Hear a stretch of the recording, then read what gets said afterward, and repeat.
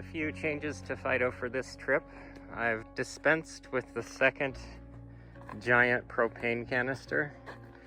I decided that one of these, which typically lasts about 3 months of travel, is enough. So I got rid of the second one, which I usually keep here, and I added an extra 6-gallon water jug because we're going to a really remote area.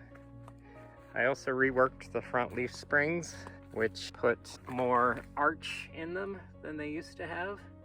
And I also put a timber and bump stops, and they work really well. They don't store energy, so they don't spring back, and they're very soft. One of the things that I didn't realize had a really big effect on the ride quality was the angle of the shackle. So with the stock leaf springs, the shackle angle is slightly forward, and that makes the ride 100 times stiffer. So I had these leaves lengthened and got a better angle, which makes them much softer. We also got the windows tinted. I went with ceramic tint, fairly light, and then clear on the windshield. And the difference is profound. We drove into the sun for hours yesterday, and we did not even turn the climate control on. It was just on recirculate with the fan off, and usually we're a fish in a bubble in there.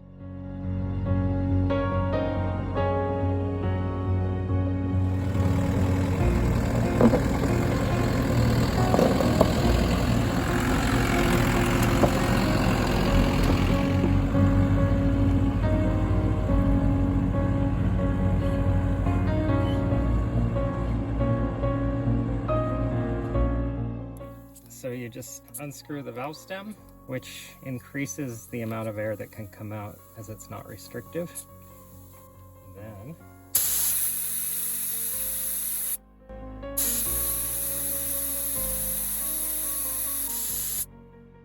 And good to go. This is a nice rock art panel. This is the first deer I've ever seen. It's pretty cool. I've seen a lot of these panels, but that, at least it looks like a deer to me. It's really nice stuff. A couple of rams up there. Wow, it doesn't really come through on how steep this is. We're going straight up. It looks similar to the wall. On the map there were like 4 super tight switchbacks here, which always means that it's pretty dramatic.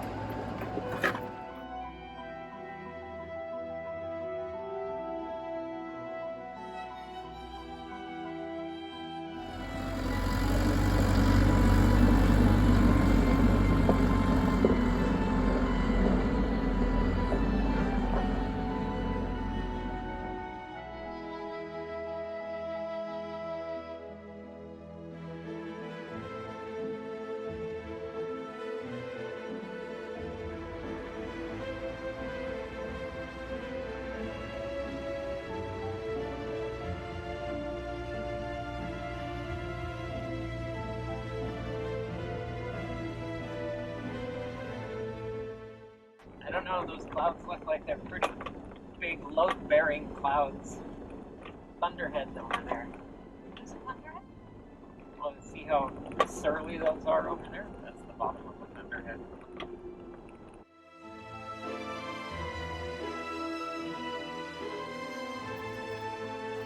We know how to find places without people. Take that, COVID-19. Yeah.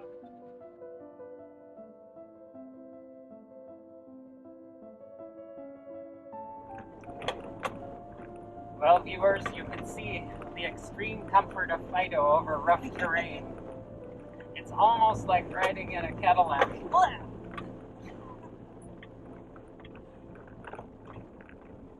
Big bump. Oh, yeah. At high speed and all that. To be honest, though, we are traveling over very rugged terrain and a little faster than we should. Yeah, I think you're But right. sometimes faster is smoother, they say. But I think that's more for washboard, not for like 1 foot tall cobble in the road. I think you're just going fast for dramatic effect.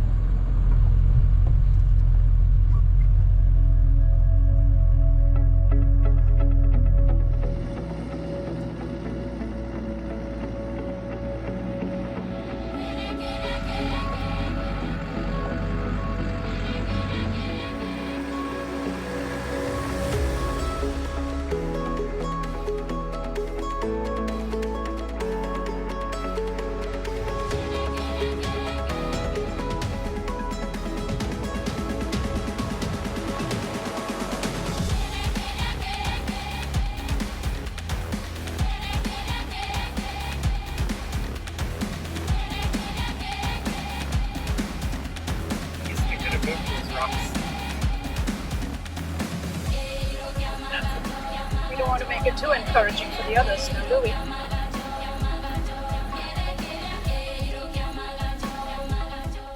I love going where there haven't been many people. You can see just Mother Nature's tracks. Little critters. Also, I like to see places where you can see that the wind has been moving the bushes around and leaving little trails in the sand. It tells all kinds of stories. Little rodents and birds. The wind has blown every direction here. These things have left in the sand tracks all over. It's cool.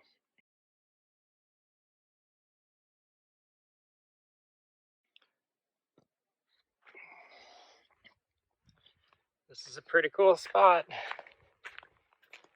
Got the book cliffs out there. In the distance is the road from Price to Green River. I think Highway 64. And back here is the Price River drainage, which eventually ends up at the Green River somewhere way out there. Pretty cool. And way over there is the road that we're going to be on shortly. We're headed that direction now. So we've been cruising down this road all day. It's extremely remote. I don't think anybody's been here in quite some time. We've been on the road about 4 hours, and I think we've gone 6 miles, so it's pretty rugged. And we've reached the point where it's the end of the line, I'm afraid. There's a lot of boulders strewn in the road. We just got to the point where I don't feel comfortable going on any further without somebody here with us, a second vehicle. So up here is a major blockage. There's another one up just around the corner right by Fido, which stopped us initially, and then we went for a walk to see what was ahead. And this thing, I thought I could drive over the other one maybe, but it would be borderline. This thing is definitely not going to be moved or driven over. We could put the outside wheels on the outer edge of this cliff edge and drive around the edge, but I'm afraid that's not Sakshi approved. So that, and without a second vehicle with us for recovery, just wouldn't be a good idea. So gonna get our hiking shoes on and get some water and go hike up the road, see how much farther we can walk and have a look. We're about 5 miles from the end of the road, but I don't think we'll walk that far. We got ourselves turned around, so back the way we came.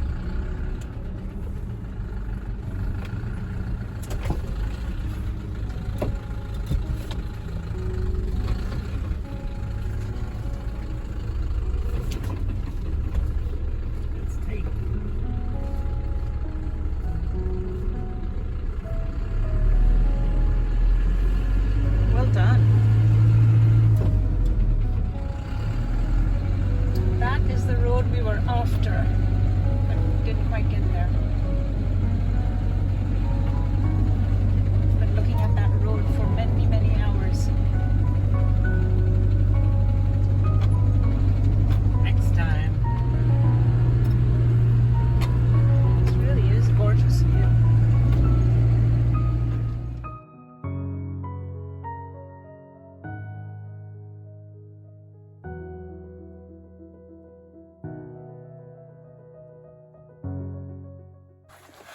What's going on?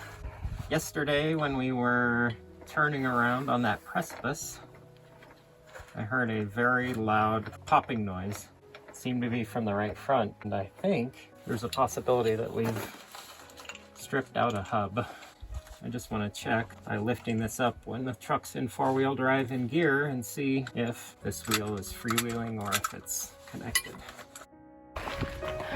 All right. Hey, it's still connected. Yay! We're good? Yep, so next I'm just going to double check the torque on these U-bolts because they've been replaced recently. I've already retorqued them once, but resetting my torque wrench to 85 foot-pounds. I always loosen it in between uses so that it stays accurate.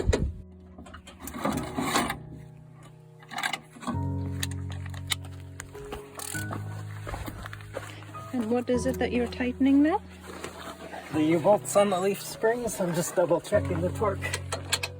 85 foot-pounds. Aha!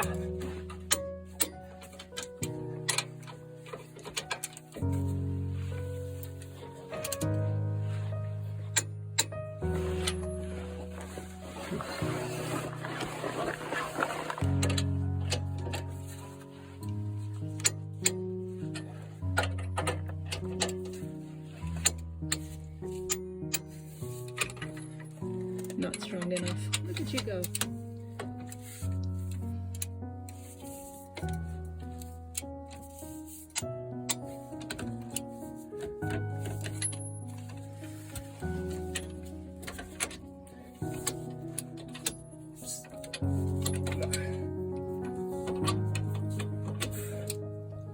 There's a rock under my shoulder.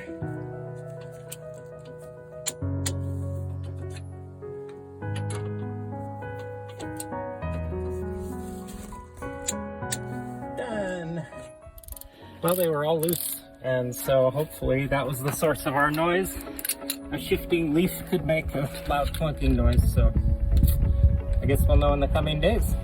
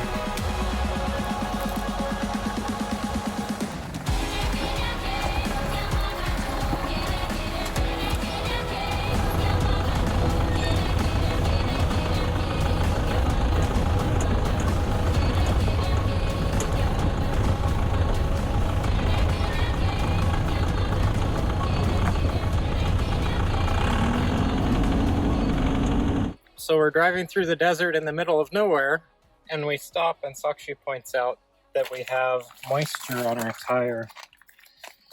And that's really scary when you're a really long ways from everything and you're the only car.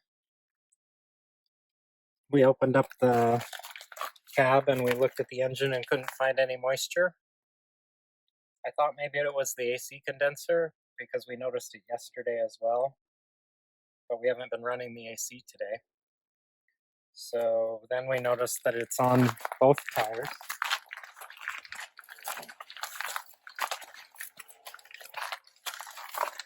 And as it turns out, there are these tiny little plants,